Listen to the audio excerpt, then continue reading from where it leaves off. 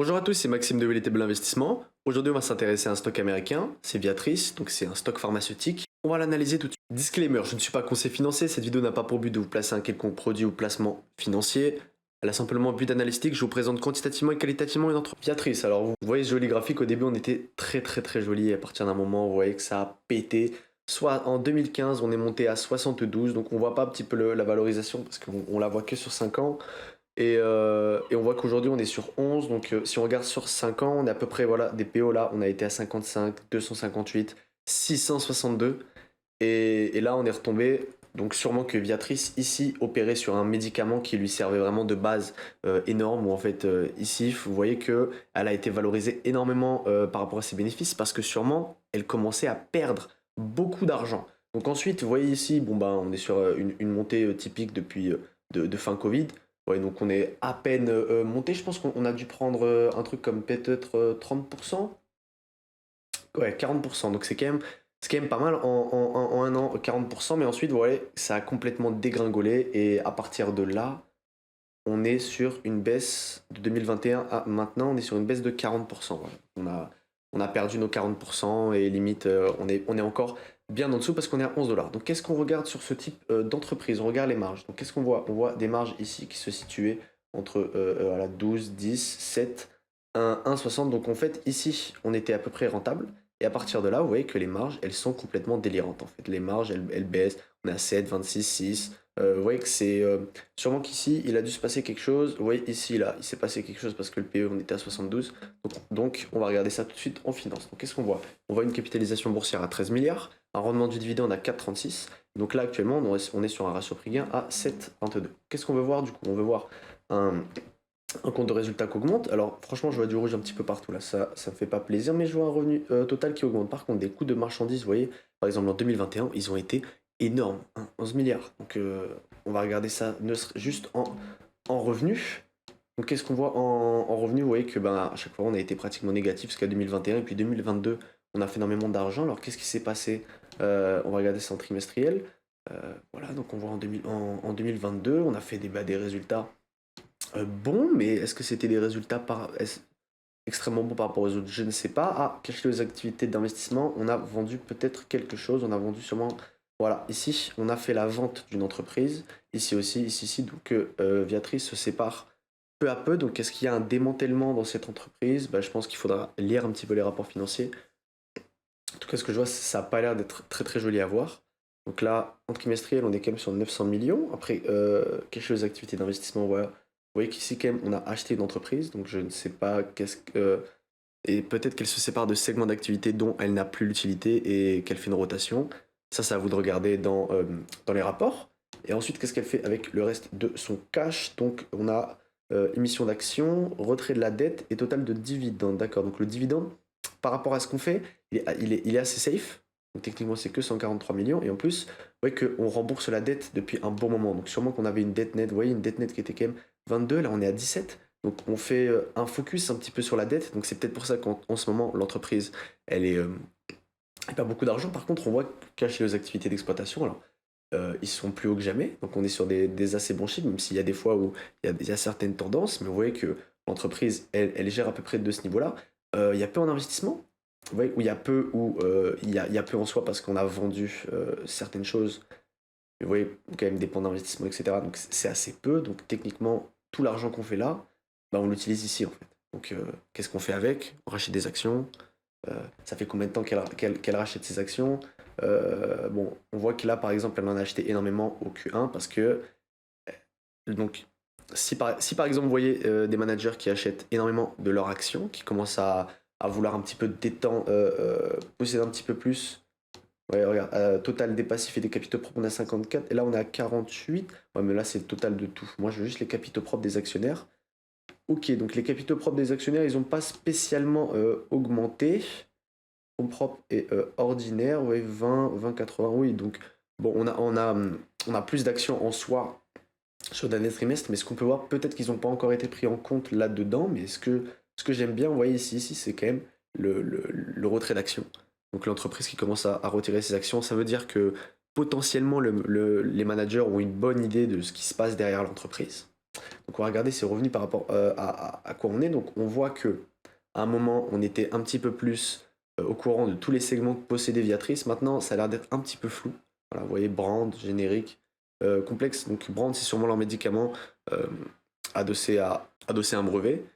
Les génériques, donc on voit quand même qu'elle fait pas mal d'argent sur les génériques, donc ça a pas vocation ça a l'air de vocation à décroître un petit peu en 2022, mais j'imagine que c'est quand même quelque chose sur lequel il y a peu de marge, donc c'est surtout les brands sur lesquels on va essayer de récupérer des marges. On va voir quelles sont les marges opérationnelles pour ce genre de business. Voilà, les marges, elles sont vraiment très très très très faibles, hein.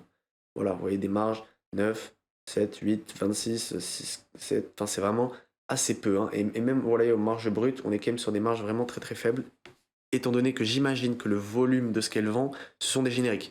Donc en soi, ça peut être assez intéressant d'investir sur Viatrice. Là, on parle seulement de données chiffrées, mais si Viatrice, ce qu'on pourrait voir par exemple dans son Q2, imaginons donc là elle nous explique ce qu'elle veut faire, la stratégie allocation, pay down, on continue de payer la dette, et donc on est à peu près sur 720 millions, vous voyez, voilà, et on annonce un quarter dividende de 12 centimes par share. Donc qu'est-ce qu'on regarde? Net sale, on voit que ça a baissé. En brand, on voit qu'on a baissé aussi. Après, c'est par rapport au Q2 2022, donc les Q2 2022, il était quand même excellent. Enfin, pratiquement excellent, donc c'est quand même pas mal. En net sale, on est un petit peu en dessous, mais vous voyez que du coup, étant donné qu'on 2022 était une assez bonne année pour Viatrice, on peut quand même bien voir, donc voilà, on voit générique, brand, etc. Maintenant, où est-ce que ça se développe? Eh ben, ce côté-là. Bon, en vrai, l'Europe, je suis pas sûr, mais donc là, ici, il nous montre les top produits qu'on vend, qui sont donc en brand, hein, on est d'accord. On a Lycra, Liptor, Créone, Yupelri. Donc c'est des médicaments. Personnellement, je les connais pas, et peut-être que certains les connaissent ou certains ont cette expérience de ce médicament-là qui, en tout cas, ils en ont forcément besoin pour leur traitement. Maintenant, ce qu'il faudrait savoir là-dessus, c'est euh, comment on se situe par rapport au portefeuille, quels sont les médicaments et jusqu'à où on les a. Donc on voit qu'à partir de 2027, potentiellement, on n'aura plus de médicaments. On voit qu'on a certains qui sont en phase de régulation, 2025, nanana. Donc on voit que quand même, chaque année, ils ont un intérêt potentiel à lancer de nouveaux médicaments. Donc ça peut être assez intéressant à voir pour cette entreprise. Donc elle s'est endettée un maximum. Maintenant, elle va créer un max de médicaments à ce qu'on voit, et il y a déjà beaucoup d'argent qui ont été injectés. Donc ce qu'on va voir, c'est peut-être des marges qui pourraient augmenter, ajuster de grosses margines, donc on a des marges qui augmentent. Ok, donc ça c'est intéressant, on a peut-être des revenus qui baissent, mais des marges qui augmentent, donc peut-être qu'on développe des nouveaux médicaments qui sont un peu plus intéressants, et il y a moins de génériques qui sont vendus, donc ça peut être cool pour ce genre d'entreprise. Ajuster de marge to EBITDA, bon, on est sur une marge qui baisse, mais ça c'est donc ajusté aux EBITDA, donc c'est juste en termes d'argent, hein. Mais si on regarde, voilà par exemple, là, adjusted SGA, on est sur 23 comparé à 20. Voilà. En recherche et développement, on a des plus grosses marges, etc. Donc ça peut être assez intéressant. Ça c'est sur le Q2. Et ensuite on peut le voir sur le H1, donc on est sur des marges qui augmentent un tout petit peu. Et je pense pas que c'est assez intéressant à regarder là. Ensuite, voilà, vous voyez la capitale allocation, est-ce que c'est assez intéressant? On voit qu'ici, voilà, la dette, elle se situe à 25 milliards. Actuellement, on est sur 18 milliards. Donc, qu'est-ce qu'on regarde? Elle nous dit surtout debt repayment. Voilà, donc ça, c'est ce qu'on veut voir. C'est assez intéressant surtout. Et retour tout capital, elle nous dit que les dividendes, ça devrait être quelque chose d'intéressant, et ça a commencé en 2021. Donc, c'est vraiment pas mal, hein, parce que vous voyez que si l'entreprise vous verse un revenu qui est déjà 4% actuellement, si vous l'achetez aujourd'hui avec 11 euros sur un prix d'acquisition assez bon, si l'entreprise, sachant qu'elle a des cash flow constants parce qu'elle vend dans le segment des médicaments basiques, donc on a dit les génériques, donc les génériques qui sont vendus, peu importe qu'ils vendent, qu'il pleuve, qu'il neige, s'il y a un brevet, qu'il n'y a pas un brevet, voilà, on est sur des marchés déjà acquis, donc des revenus stables qui n'augmentent pas. Les revenus qui vont augmenter, ce sont les revenus de médicaments qui nous intéressent, de médicaments protégés par des brevets. Donc qu'est-ce qui nous intéresse là-dessus sur cette entreprise-là actuellement? Ce serait sûrement des marges qui repartiront en hausse à cause d'un meilleur médicament. Donc on va voir par rapport aux années, j'aimerais bien voir, parce qu'ils ont l'air de développer des médicaments par an. Donc qu'est-ce qu'on nous dit à peu près sur les années?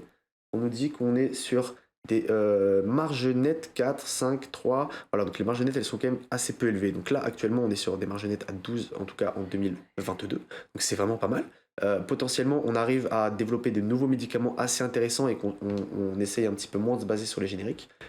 Ça, c'est cool. Maintenant, j'aimerais bien savoir, par exemple, les attentes des analystes. Qu'est-ce qu'ils pensent? Ok, ils pensent à un revenu par action qui devrait diminuer Voilà, donc les estimations, on devrait perdre de l'argent. Donc je ne sais pas pourquoi. Vous voyez que par exemple, avant, on avait un bénéfice par action de 4,89 et là de 3,85. Donc maintenant, ce que je veux savoir, c'est est-ce qu'il table sur une baisse des revenus? Voilà, c'est ça. Il table à peu près sur une baisse des revenus. Donc la question, c'est regarder un petit peu ce que les analyses, qu'est-ce qu'ils prévoient eux à peu près. Et après, regarder, parce que par exemple, on voit que en coût de marchandises vendues, on arrive sur des marges assez bonnes quand même. Vous voyez, dépenses d'exploitation, on est quand même sur du 1 milliard.